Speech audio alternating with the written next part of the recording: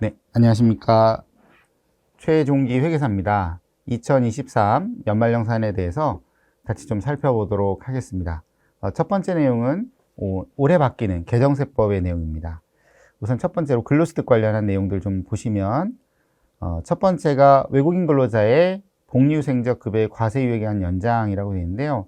실은 4년 전에 법이 통과됐는데 유예를 거쳐서 이제 드디어 2024년부터 이제 시행이 되는 내용입니다. 기존에 들으셨던 분들은 이제 몇 번이고 이제 보셨던 내용인데, 요 세 가지가, 복리후생적 성질의 비과세 급여라는 요 세 가지가, 종전에는 근로소득이 아닌 거였습니다. 근로소득이 아니었어요. 아예. 그러니까 소득이 아닌 소득 제외 항목이었다가, 이제 이게 비과세로 들어옵니다. 4년 전쯤에 이제 비과세로 편입이 됩니다. 그럼 근로소득이 아니다라는 것도 세금을 안 내는 거고, 비과세도 어차피 세금을 안 내는 거라 똑같은데, 달라지는 게 바로 외국인 근로자입니다. 외국인 근로자가 그것도 단일 세율 할 때 달라지는데, 단일 세율을 하게 되면 모든 세제 혜택을 못 받게 됩니다. 비과세, 세액 감면, 세액공제, 소득공제 아무것도 못 받게 되는데, 그 중에 비과세를 못 받는다는 뜻은 단일 세율을 할 경우에는 소득이 합산합니다. 소득, 총급에 이제 이게 합산이 돼서 이제 과세가 되는데, 그거를 유예했다는 거예요. 종전처럼 소득제로 원래 이걸 합산해서 19% 단일 세율로 해야 되는데 그걸 유예했다는 거죠. 그 유예가 이제 끝나고 이제 2024년부터 이제 합산과세 된다는 거예요. 다만 지금 우리는 2023년 연말정산하는 거니까 아직은 관계가 없어요. 자, 근데 이걸 말씀드린 이유는 이 단일 세율 개념이 연말정산에 대한 단일 세율도 있습니다만 매월분 급여에 대한 단일 세율도 있거든요. 그 매월분 급여 단일 세율 할 때 바로 1월 달이잖아요. 그래서 다음 달부터는 만약에 매달분 단일 세율 적용하시는 외국인 근로자에 대해서는 이 세 가지에 대해서 비과세를 적용하시면 안 되고 합산하여 19%로 우리 간이세액 대신 징수를 하셔야 되기 때문에 이제 말씀드리는 거고, 연말정산은 정확히 1년 후에 연말정산 할 때 이제 그렇게 우리 비과세를 적용하지 않고 이제 해야 된다라고 기억해 주시면 됩니다. 다만 지급 명세서에 기재하는 항목은 아니라서 뭐 별도로 관리는 필요 없으나, 문제는 매달분에 대해서 과세하거나 나중에 연말정산을 과세하기 위해서는 별도로 관리는 필요하겠죠. 그래서 별도 관리는 필요하다. 지급 명세서를 위해서는 필요하지 않지만, 이게 첫 번째 내용이었습니다. 자, 그다음에 이제 두 번째 내용은 식대 비과세인데요. 자, 이것도 실은 작년에 이미 통과된 법이에요. 다만 이제 시행 시기가 23년 초라고 해서 이제 넣어놓은 것 뿐이고, 23년 초에 시행이 됐지만 이제 바로 우리 적용이 됐던 거죠. 그래서 이미 다 잘 알고 계실 거예요. 식대 얼마 비과세? 10만 원에서 20만 원으로 올라갔죠. 자, 근데 그러면 우리가 알아야 될 게 뭔데요? 이미 다 비과세 잘 적용하고 있고, 뭘 알아야 되나요? 바로 이게 이제 지급명세서 기재 대상 항목이라는 겁니다. 우리 식사와 관련한 게 두 가지가 있거든요. 이제 음식물, 식사 음식물의 개념이 있고, 이제 식사대의 개념이 있어요. 근데 이 식사 음식물은 기재 대상이 아닙니다.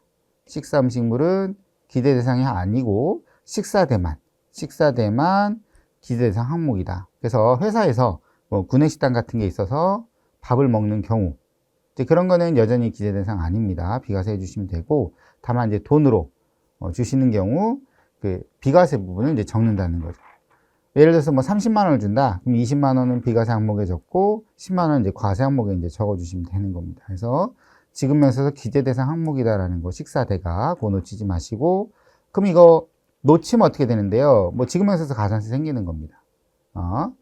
이게 기재를 해야 되는 금액의 2%가 가산세이기 때문에 생각보다 세요. 그래서 나중에 이제 문제가 생길 수 있다. 그래서 이거 좀 잘 놓치지 마시고, 자, 그다음에 스탁옵션 행사의 과세 특례 강화라고 되어 있는데, 매년 이제 모든 정부가, 역대 정부가 벤처기업 지원을 이제 하는데요. 지금 계속 이제 매년 나오고 있죠. 첫 번째는 스탁옵션을 부여받았을 때는 벤처기업이 아니었는데 행사할 때 벤처기업이에요. 뭐 이렇게 또 반대도 있겠죠. 부여받을 때는 벤처기업인데 행사할 땐 또 아닌 경우가 있겠죠. 근데 기본적으로는 스탁옵션 행사 이 벤처에 대해서는 기본적으로 부여받을 때 벤처기업이 되는 거예요. 벤처기업 다른 벤처기업한테 부여받으셔야 이제 되는 거고, 다만 이제 문제가 행사할 때도 벤처기업이면 문제가 없는데 행사할 때 벤처기업이 아니게 되면 어떻게 됩니까? 라는 건데 네, 행사 시점에 부여받을 때는 벤처기업이었지만 행사 시점에 벤처기업이 아닌 경우도 포함한다라고 법에 명문화했다. 제가 명문화라고 표현했는데 실은 예규로 다 있었어요. 우리 벤처기업 관련한 과세특례가 3가지 정도 있는데 비과세특례, 납부특례 뭐 여러 가지가 있는데 양도로 이연하는 특례 3가지 모두 다 예규가 있었습니다. 그 예규를 법제화했다. 그래서 이거는 큰 의미 있는 개정사항은 아니고요. 요게 이제 좀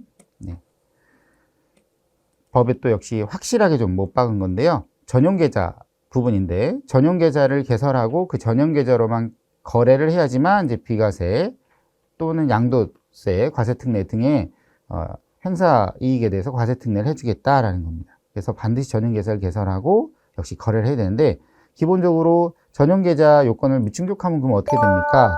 미충족한 날 이제 과세가 들어가는 겁니다. 그럴 수도 기타 수로 과세가 된다. 자세한 내용은 책 172, 173페이지 있으니까 좀 더 가서 보시도록 하고 기본적으로 전용계좌를 통해서 이제 이미 거래를 잘 하고 계셨을 테니까 역시 문제가 되진 않는데 그 전용계좌도 역시 법에 명시화하고 강화했다라고 좀 봐주시면 될 것 같아요. 그 다음에 이제 스탁옵션 행사이익과 연결되는 또 특례가 하나 더 있는데 바로 비과세 특례인데 이 비과세 특례 금액을 계속 상향 조정하고 있었는데 3천에서 5천으로 왔다가 이제 이걸 2억까지 올려줬다라는 겁니다. 연간 얼마? 2억. 다만 단서를 하나 다른 게 벤처기업별로 5억 한도를 이제 뒀습니다. 여기 이제 좀 문제가 좀 있는데요. 뭐가 문제냐? 그거는 이제 여기 지금에서 설명드리면서 할 텐데 이 비과세 특례 금액은 지금에서에 기재하도록 돼 있어요. 지금에서에 기재하도록 돼 있는데 당연히 종전에는 5천까지 적을 수 있었겠죠? 왜 한도가 5천이니까 당연히 그 한도도 2억으로 이제 늘어납니다. 늘어나요. 근데 문제가 뭐냐? 우리 지금행사서 나중에 양식 한번 뒤에서 또 보시겠습니다만 이렇게 생겼어요. 여기가 주현이고 종전이에요.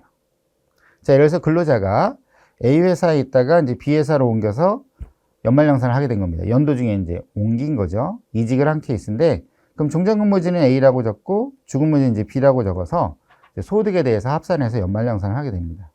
근데 이 종근무지도 그렇고 현근무지도 그렇고 다 벤처기업이고 스탁옵션 행사를 한 게 있어요. 근데 만약에 여기서 스탁옵션 행사를 이제 1.8억을 하고 여기 와서 이제 1.2억을 했다고 하죠. 그러면 연간 합하에 얼마 비과세? 2억 비과세니까 이 중에 2억만 비과세하고 1억은 어떻게 돼야 돼요? 과세돼야 되지 않겠어요? 자, 그러려면 요칸도 2억보다 작아야 되겠지만, 그죠? 요칸도 2억보다 작아야죠? 칸마다 2억 이하인 건 당연해요. 왜? 각 회사별로도 2억 이하야 되니까, 연간 2억이니까. 근데 이거 합해서도 그러면 얼마야 돼요? 지금? 2억 이하야 되죠. 근데 지금 전산매체에 합산하여 2억 이하를 검토하는 로직이 없어요. 이제 그게 문제라는 거죠. 합산하여 2억 이하를 검토하는 그 부분이 없다. 그래서 이 부분은 전산매체에 반영은 되어 있지 않지만 회사에서 스스로 판단해서 타근무지 자료를 가져올 경우 합산하여 2억을 판단해서 여기 1.8억이 이미 적혀와요. 그러면 우리 거는 0.2억만 해주고 과세를 이렇게 돌리시는 방법을 하시는 게 맞겠다. 전산매체에는 그냥 1.2억이 들어가지만 어차피 그러면 세법을 어긴 게 되므로 회사가 스스로 이걸 좀 검토해 주시는 작업들이 필요하다라고 좀 꼭 기억해 주시고 자, 그 다음에 회사별로 이제 5억 한도라고 했잖아요. 벤처기업별로 5억. 이건 이제 회사별로 누적 5억이에요. 또 연도별로 2억이지만 회사별로는 또 5억이에요. 그 5억은 현재 전산매체에서는 올해 기준을 반영하고 있질 않아요. 왜냐면 올해가 첫 해라서 첫 해니까. 그쵸? 어차피 회사별로는 2억을 넘어갈 수가 없잖아요. 방금 전에 해드린 것처럼. 그럼 회사별로 5억은 언제 판단하느냐? 2억, 2억, 2억 생각해 보시면 2025년쯤에나 이제 5억을 넘어갈 가능성이 생기잖아요. 그래서 2025년부터 전산매체에 반영할 예정이고 현재는 없습니다. 자, 이렇게 비과세 한도가 또 상향됨에 따라서 우리 납부특례도 있는데 납부특례 대상자도 확대가 된다. 자연스럽게. 납부특례라는 건 이제 연말정산세금을 종합소득세로 이제 돌리는 건데 비과세 한도가 늘어나니까 돌릴 사람들도 이제 줄어들게 되는 거죠. 그래서 이렇게 우리 소득 관련해서 4가지 정도가 있는데 관련돼서 지급명세서와 연결돼서 아까 식대 부분, 그 다음 여기 스탁옵션 부분, 그 부분을 좀 잘 정리하시면 되겠고 내용상 크게 어려운 부분은 없다. 이렇게 좀 정리하겠습니다.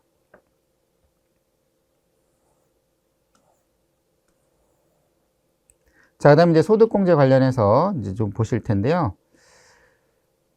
첫 번째는 이제 간소화 자료가 올해 좀 변동에 있습니다. 두 가지가 있는데 그 중에 한 가지가 소득공제인데 바로 고용보험료가 이제 간소화해서 이제 조회가 됩니다. 이제 편하게 된 거죠. 다만 이제 우리 종전에도 이제 건강보험료가 똑같이 뭐 국민연금도 마찬가지지만 이제 조회되고 있는데 건강고용보험료는 이제 공통사항이 바로 정산을 한다는 거예요. 정산. 이 정산하는 개념에서 이제 중요한 게 두 가지인데 첫 번째는 정산보험료를 만약에 추가로 납부하거나 정산했더니 환급을 받게 돼요. 그런데 이거의 기준연도는 -1. 예를 들어서 2023년에 정산하잖아요. 그럼 이건 22년 겁니다. 기준연도는. 하지만 우리 소득공제는 지출주의, 즉 현금 지출했을 때 부담했을 때 공제받는 거라서 정산하거나 환급받는 것들은 다 정산하거나 환급한 연도에 반영을 해야 돼요. 그래서 23년에 대한 보험을 24년에 정산하면 그건 24년에 반영되는 거고 22년 걸 23년에 정산하면 23년에 반영된다 이렇게 보시면 되겠고 그래서 현금주의, 지출주의 개념을 좀 기억해 주시고 두 번째는 급여자료랑 간소화자료 금액이 서로 다를 수 있어요. 급여에서 징수한 건강보험료, 고용보험료랑 간소해서 조회되는 금액이 다를 수 있어요. 왜냐하면 간소화자료는 이제 고지금액이라고 해서 우리가 소득월액 신고한 거와 관련된 그 기준금액으로 나오는 거예요. 고지금액으로. 반면에 이제 급여자료는 실제, 급여에서 징수한 거예요. 실제 징수한 거. 그래서 고지한 대로 징수하는 회사는 둘의 차이가 없습니다만 만약 고지한 금액과 달리 징수하시는 율을 곱해서 징수하는 회사는 이게 달라질 수 있어요. 자, 다르면 뭐가 이기느냐? 급여자료가 이긴다. 그래서 간소화에 대해서 여러분들이 기억할 내용은 간소화는 절대적 자료가 아니라 보조적 자료다. 다만 이제 대부분은 그게 정답이니까 그대로 써먹어도 되지만 지금 사례를 든 것처럼 혹시 실제 부담한 거랑 실제 근로자가 부담한 거랑 간소화랑 다르다면 그거는 실제 자료가 이기는 거예요. 예를 들어서 간소화의 의료비 자료랑 병원에 가서 실제 낸 자료가 달라. 그럼 병원 자료가 이긴다. 그 뜻인 겁니다. 그래서 간소화 자료는 항상 보조 자료다라는 개념으로 접근하시면 되겠고 이 고용보험료는 그럼 어디서 조회됩니까? 건강보험료랑 같이 건강보험료랑 같이 조회될 거다라고 말씀드립니다. 자, 2번, 3번은 뭐 간단한 내용이라 여러분들 읽어보시면 알 것 같고 자, 4번도 뭐 큰 의미 있진 않아요. 벤처 투자조합의 정의에 이제 민간 재간접 투자조합의 개념이 이제 하나로 추가됐다. 이제 그 뜻인 거고, 그래서 대상이 확대됐다는 의미지, 뭐 큰 의미 있진 않다. 자, 소득공제에서 이제 제일 중요한 건 뭐니 해도 모든 근로자들의 관심사죠. 신용카드가 이제 바뀌는데요. 첫 번째는 문턱은 그대로입니다. 1925%를 초과 사용해야 된다라는 이 문턱 조건은 여전히 유지되고요. 이 문턱을 초과하는 사용에 대해서 이제 공제율을 곱해서 공제를 해주는데 이제 공제율이 좀 바뀝니다. 자, 이렇게 도표 보시면 도서공연이 어떻게 돼요? 30%인데 4월부터 12월은 이제 10% 올라가는 겁니다. 그 다음 전통도 똑같은데 4월부터 12월이 10% 이제 더 올라갑니다.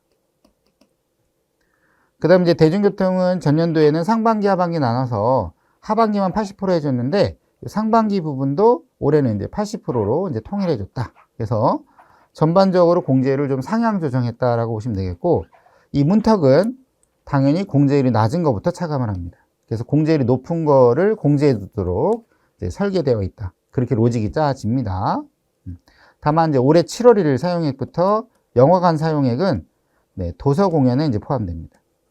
다만 도서 공연은 7천 이하자들만 의미가 있기 때문에 7천 이하자들만 도서 공연으로 집계돼서 공제율이 상향되는 것이고 7천 초과자들은 신용카드 썼으면 15%, 현금 영수증 등을 썼으면 여전히 30%다. 이렇게 생각하시면 돼요. 자, 문턱 초과 사용액에 대해서 공제율을 곱해서 공제를 해주는데 작년에는 소비 증가분이라고 해서 전년 대비 총액을 많이 썼거나 전년 대비 전통시장 사용액을 많이 썼으면 추가로 공제해 주는 게 있었는데 올해는 그게 없어졌다. 기사 보니까 전년 대비 많이 쓰면 해준다던데요 라고 이제 기사 보신 분들도 있을 텐데 그건 24년에 다시 부활된다. 그러니까 23년에는 없고 24년에 부활될 걸 이제 보신 거다라고 생각하시면 돼요. 자, 그 다음에 일반 공제 한도인데요. 7천 이하자, 7천 초과자 이렇게 그냥 단순하게 그냥 심플하게 나눴다. 그래서 혜택 보는 사람이 1.2억 초과자들이 상향 조정이 되는 겁니다. 그죠? 그 다음에 7천만 원 이하자들 중에 우리 종전에는 300만 원과 1920% 비교하게 돼 있었거든요. 그래서 총급의 20%가 300이 되는 총급여가 1,500인 사람들이었어요.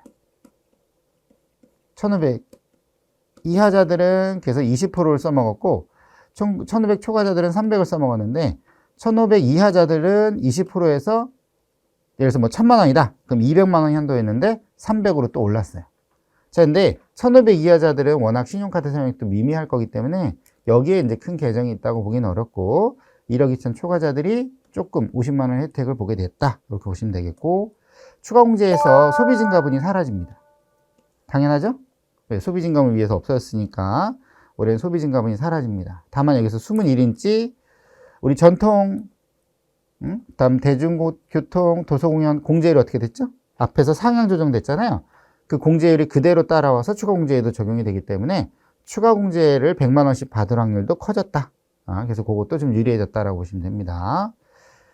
자, 이렇게 이제 개정 내용 들으셨는데 신용카드는 결과적으로 그냥 한마디 정리하면 근로자들은 그냥 간소화자료 받아서 내면 돼요. 왜?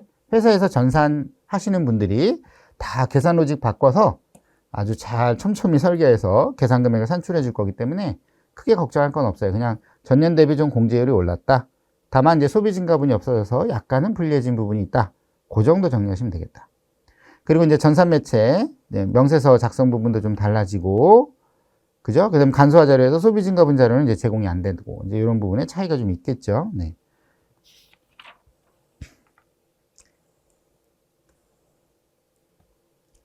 자, 다음 이제 세액 감면 관련한 개정사항들 좀 보실 텐데요.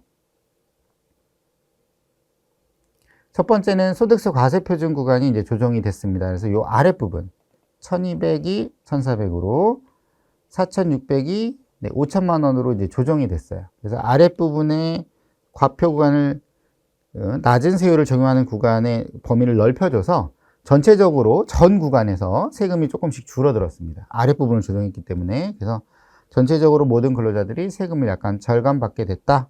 이렇게 보시면 되겠고. 자, 외국인 근로자가 있는 회사는 이게 이제 은하수입니다. 올해 개정사항 중에 압도적으로 넘버원으로 제일 중요한 개정사항이다. 이건 단 외국인 근로자가 있을 때, 얘기입니다. 자, 우선 외국인 근로자는 누가 외국인인가요? 네, 대한민국 국적이 없는 사람입니다. 우리나라 국적이 뭐? 없는 사람. 다른 나라 국적 따지지 않습니다. 우리나라 국적이 없는 사람이 외국인 근로자입니다. 자, 외국인 근로자는 우리처럼 세금을 냅니다. 원래 원칙이 아까 방금 전에 보신 세율 구조에 따라서 소득공제 등을 받아서 세액공제 등을 받아서 세금을 내는 게 기본입니다. 자, 근데 외국인 근로자가 원하면 연말정산 때 또는 종합소득세 때 단일세율, 과세특례를 신청할 수 있어요. 신청이 필수예요. 신청 안 하면 안 해줍니다. 신청서가 있다. 그래서 신청서를 내면 단일세율을 해줍니다.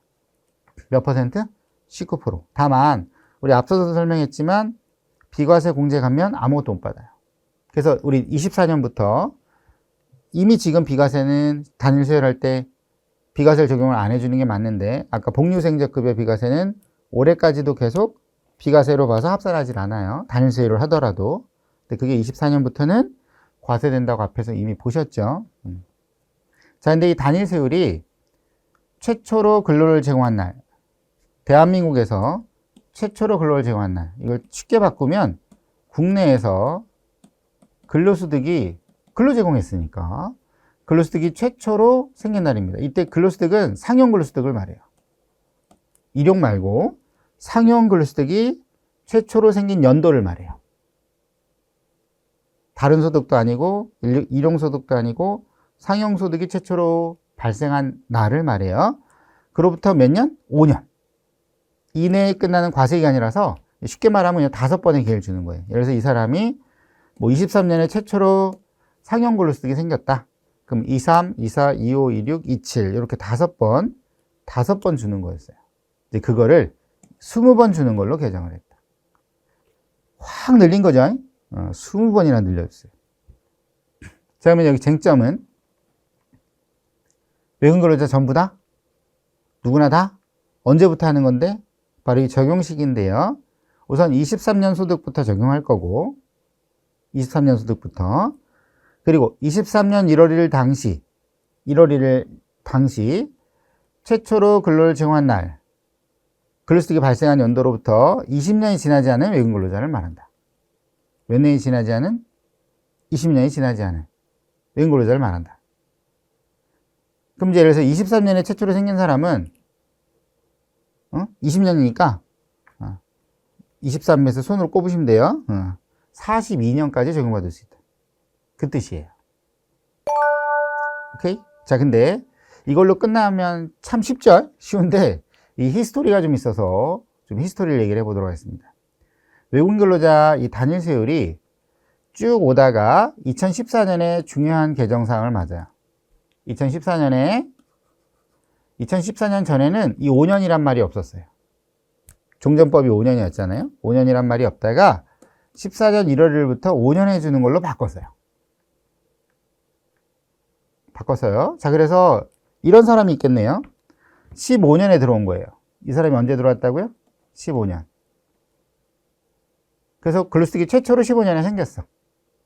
자, 그러면 손가락 꼽아볼까요? 15, 16, 17, 18, 19. 그래서 19에서 끝났어. 끝났죠. 그리고 20, 21, 22 못 받고 있었어. 그죠? 자, 근데 이 사람이 지금 올해 법이 바뀌면서 20년으로 바뀐 거잖아요. 지금 법은. 그러면 바뀐 법에 따라서 19년에 끝난 이 사람이 부활되냐 이거지. 그죠? 부활되냐. 이게 이제 쟁점인 거예요. 자, 근데 지금 보면 23년 1월 1일 당시, 올해 당시에 근로를 제공한 날이 언제였죠? 이 사람? 15년. 20년 지났어요? 안 지났어요? 안 지났잖아요. 그럼 이 사람도 해주는 거예요. 언제부터? 23년도 소득부터. 그래서 이 사람 부활한다. 23년부터 또 가는 거다.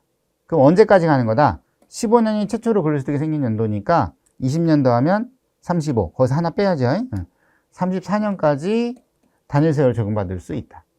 그래서 예전에 14년 이후에 들어왔는데 목숨이 끝났던 사람, 그 사람 부활한다. 연장되는 사람도 있겠네요. 예, 예를 들어서 뭐 20년에 들어왔어. 그럼 이 사람 20, 21, 22, 23. 원래 올해가 4년 차잖아요. 그래서 내년에 원래 끝나는 거예요. 법이 안 바뀌었으면. 이 사람은 늘어나는 거죠, 자연스럽게. 20년에 들어온 사람은 원래는 23년에 끝날 예정이었으나 23년이 아니었고, 더 간다는 거죠. 20, 21, 22, 23. 예, 0, 1, 2, 3, 4. 24였죠? 네, 죄송해요. 24에서 끝날 거였는데, 아니고 20년이 더 가는 거니까, 예, 39년까지 갈 수 있다는 거예요. 그래서 목숨이 늘어난 사람도 있다는 거예요. 자, 근데 문제는, 이 20년이다 보니까, 그리고 23년이니까, 2014년 생각해 보시면, 그죠? 어떤 사람? 이런 사람도 있겠네요. 어떤 사람? 자, 14년 1월 1일 전에 들어온 거야, 이 사람이 13년에. 13년에 들어왔어. 그죠? 그럼 이 사람은 14년 이전에 들어온 사람. 14년 이전에는 무제한이 있잖아요, 무제한. 그 이전엔 제한이 없다 그랬잖아요. 그때 14년에 법이 바뀌면서 혹시 이렇게 질문했어요. 너 14년 이전에도 있었니? 네, 있었는데요. 그럼 5번만 더 해주는 거예요. 그래서 이 사람은 종전법에 따르면 18년에 끝난 거예요. 4, 5, 6, 7, 8 끝. 그래서 14년 이전에 들어왔던 사람은, 즉 13년을 예를 들어보면 이 사람은 18년에 끝난 거예요. 목숨이 끝. 자, 근데 23년으로부터 20년 안 지났잖아. 지금 23년에서 쳐다보면 20년 안 지났잖아요. 그럼 이 사람 어떻게 되냐 이거죠. 이 사람. 그죠? 자, 그거에 대한 예규가 나왔어요. 뭐라고 나왔다? 여기 아래 보시면 이거 짚어드릴게요. 자, 뭐라고 돼 있어요? 국내에서 최초로 근로를 제공한 날을 할 때 14년 1월 1일 현재 근로를 제공하고 있는 경우 어떤 사람은 14년 1월 1일로 하며 지금 요거예요. 그러면 이 사람은 13년에 들어왔다는 사람은 14년 1월 1일에 있었잖아요. 그럼 이날을 최초 날로 봐주겠다 이거예요. 그래서 종전에도 이날을 최초로 봐서 5년 해줬잖아요. 4, 5, 6, 7, 8. 그랬으니까 이 사람은 14년으로 봐서 14년이 아니고 1호부터 몇 년? 20년 간다는 거예요. 그럼 18년에 이제 끝났지만 23년도부터 부활해. 또 여기는 이제 역사 속으로 사라지는 거고 뭐 경정청구 이런 거 없어요. 안 돼. 23년부터 해주는데 20년 간다는 거예요. 그러면 33년까지 받는다 이 뜻인 거예요. 그래서 14년 이전에 들어왔던 사람은 14년으로 소급해서 20년 해주는 거예요. 종전에도 14년부터 5년 해줬듯이. 자, 근데 또 이런 사람도 있잖아요. 참 세상에 별 사람이 다 있으니까. 자, 13년 이전에 있었어. 이게 13년 이전에도 있었어. 그래서 막 왔다가 뭐 들고 났다 막 이랬어. 근데 무제한이었거든요. 이때 무제한이었어요. 근데 이 사람이 이제 그래서 뭐 13년에 출국했어. 그러다가 17년에 들어왔네. 다시 14년 1월 1일 현재 그때 없었어. 14년 이전에 나갔어. 그때 무제한일 때 막 들고 나다가 그냥 나갔어. 그러다가 17년에 들어온 거예요. 그럼 이 사람은 종전법에 따르면 어떻게 됐냐면 논란이 많았었어요. 국세청은 그 이전에 한 번이라도 들어왔던 사람은 18년까지만 해주는 거다. 아까 14년에 있던 사람도 18년까지 해줬으니까 14년에 있었던 사람으로 간주하여 18년까지 해준다라고 주장을 했었는데 졌어요. 이 사람이 소송을 걸어서 이겼거든요. 그래서 이 사람은 17년부터 5년이 되는 거예요. 5년. 17, 18, 19, 20, 21. 그래서 20일까지 받는다라고 예규가 나왔고 그렇게 해줬어요. 싸워서 국세청을 이긴 거예요. 그래서 이렇게 받는 거였어요. 자, 근데 이 사람이 이제 목숨이 끝났잖아요. 그죠? 끝났어요. 그래서 이제 끝났어. 22년 못 받았겠지? 그럼 23년에 법 바뀌었어. 그럼 이 사람은 국내에서 최초로 근로를 정한 날이 언제야? 이게 또 쟁점인 거예요. 여기 뭐라고 돼 있다? 13년 이전에 출국하여 14년 1월 1일 재입하여 근로를 제공한 날은 재입하여 근로를 제공한 날로 본다. 왜? 그때부터도 5년 해줬으니까. 그래서 이 사람 17년부터 20년 간다는 거예요. 22년은 영원히 굶지만 20년 가니까 36년까지 또 받을 수 있다. 그 뜻입니다. 자, 복잡하게 설명하는데 심플하게 말하면 이거예요. 14년 1월 1일 현재 대한민국에 있었어. 그럼 14년 1월 1일이 국내 최초로 근로를 정한 날이고 가는 거예요. 14년 이후에 그 이전에 어떤 일이 있었어도 14년 이후에 최초로 대한민국에 들어왔어. 14년은 없었는데. 그럼 그날로부터 20년 해주는 거예요. 중간에 목숨이 끝났던 사람들도 있잖아요. 부활하는 거예요. 근데 그 과거의 부분은 다시 살려주진 않는다. 자, 자세한 내용은 어디 있다? 748페이지에 제가 사례 그림해서 해놨어요. 가서 보시면 되고 이 내용 그대로 지금 뒤에 있다. 그 내용을 다시 한번 여기서 설명했다. 그래서 외국 근로자는 지금 요 20년 바뀐 내용, 그래서 어떻게 20년을 적용하는가 상당히 중요한데 요 예규 다시 한번 잘 기억해 주는 게 가장 중요하다라고 말씀드릴게요. 자, 그다음에 이제 외국인 기술자 소득세 감면, 그다음에 내국인 우수 인력 국내 복귀자 소득세 감면, 이게 이제 주로 연구원들 감면이에요. 외국인 기술자도 결과적으로 연구원이고 내국인 우수 인력도 감면 그 연구원들인데 연구원들 감면 기간을 5년에서 몇 년으로 올려줬다? 10년으로 올려줬다. 10년으로. 10년. 근데 요 소부장 이 사람들은 아니고 나머지 기술자들만. 소부장은 똑같고 나머지 기술자들만 10년으로 연장해줬다. 역시 똑같다. 어떻게? 2023년 1월 1일 당시 5년이 지나지 않은 사람들 다 몇 년 연장해줬다? 10년으로 연장해줬다. 어떻게 이해되셨죠? 이 적용 방법은 방금 전에 보신 외국인 단일세율과 똑같은 개념으로 기본적으로 해석을 하시면 돼요. 그래서 23년 당시 근로소득이 최초로 생긴 연도가 5년이 안 지났어. 그럼 이 사람은 10년 연장해 주는 거예요. 근데 중간에 감면기한이 끝난 사람, 목숨이 부활하는 거지. 무슨 말인지 이해되셨죠? 목숨 부활하는 사람도 있을 수 있다. 자, 다음에 내일 채용 공제입니다. 내일 채용 공제. 그래서 중소 중견기업 근로자들이 대기업으로 이탈하지 않도록 우리 공단에 이제 5년짜리 내일 채용 공제 가입하는 경우, 이제 물론 연계 가입하는 사람들도 포함되는데 이 연계 가입의 경우에는 그 2년, 3년형 그 기간 동안 청년 내일 채용 공제 기간의 것은 대상이 아니고 연계 가입한 후부터가 이제 감면 대상이 됩니다. 자, 이 사람들은 공단에서 나중에 수령할 때 소득세 감면 신청서를 발급을 해줘요. 홈페이지에서 발급해서 회사에 내라고 합니다. 자, 그때 그 서류 보고 이제 감면해 주는데 그 감면율이 청년은 90%, 중견기업은 50% 이렇게 올랐었어요. 언제? 작년에. 자, 근데 문제는 청년에 대한 규정을 안 넣고 법을 바꾼 거예요. 너무 웃기죠? 청년이라는 게 뭔지 청년도 안 알려주면서 청년은 90% 이렇게 했던 거예요. 약간 블랙홀이 있었던 거죠. 빈 부분. 자, 그 부분에 대해서 이제 좀 명확하게 법에다 넣어줬다 그겁니다. 근데 이 개념이 우리 기본적으로 중소기업 취업자 감면 청년과 같은 개념이에요. 우리 병역 이행 6년, 뭐 15세, 34세 같은 개념이라서 적용하는데 큰 무리는 없었겠지만 명확하게 했다. 다만 이 아랫사람들은 또 뺀다라고 좀 더 명확하게 해놨다. 이렇게 좀 보시면 되겠고, 요게 뭐 키죠. 뭐 이런 사람들에 해당한 사람이 그렇게 많진 않으니까. 그래서 이렇게 좀 보시면 되겠다. 자, 그다음에 중소기업 취업자 감면인데요. 우리 청년은 90%, 나머지 사람들은 70%에서 연 150 한도였는데, 그 150 한도가 얼마나 늘었다? 200으로 올라갔다. 200으로. 그 좋은 거죠? 감면 한도, 감면 세금을 받을 그 금액 한도가 커졌으니까 전산매체 로직도 같이 이제 변동이 됐다라고 보시면 돼요. 지금 요 감면 부분을 보셨는데 뭐 뭐니 해도 제일 중요한 건 외운 걸로 아까 20년 바뀐 부분 정말 중요하고 대상자들도 많을 거기 때문에 잘 기억해 주시면 될 것 같아요.